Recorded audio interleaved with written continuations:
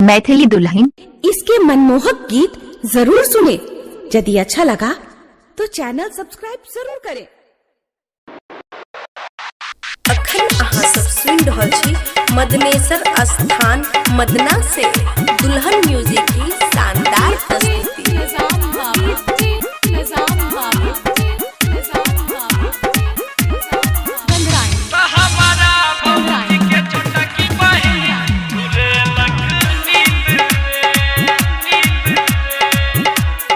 Presented by दुल्हन music. गेलिए जे भैया के सासुर चलै कौन दिन रे, कौन दिन रे। गेलिए जे भैया के सासुर चलै कौन दिन रे।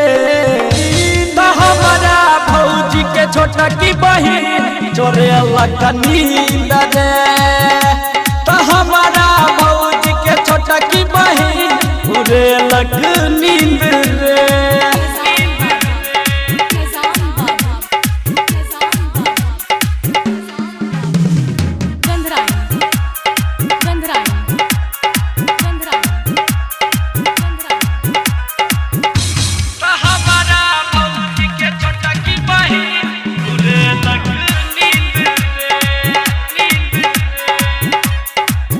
सुना पहले जे गेली भैया के ससुरारी साली खूबे खियल गई रे।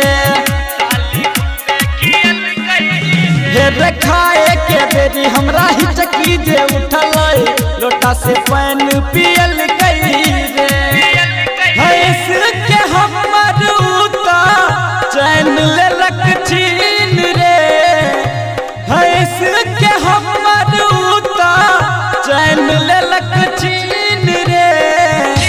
तो हमारा भौजी के छोटा की बहिन चोरे लगा नींद रे। तो हमारा भौजी के छोटा की बहिन उरे लग नींद रे।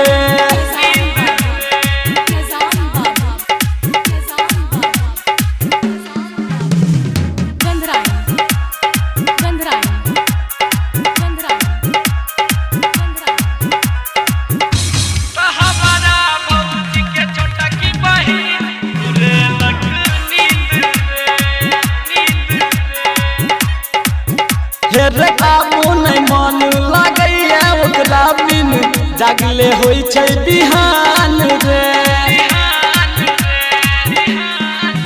सुन थोड़े ल जाके किल्ली लगा के चुमा तो खेल कैने मान रे। गुड्डू कह मिल के बतिया प्यार में छियलीन रे। गुड्डू कह मिल के बतिया प्यार में छियलीन रे। तो हमारा भौजी के छोटा की बहिन चोरे लगा नींद रे।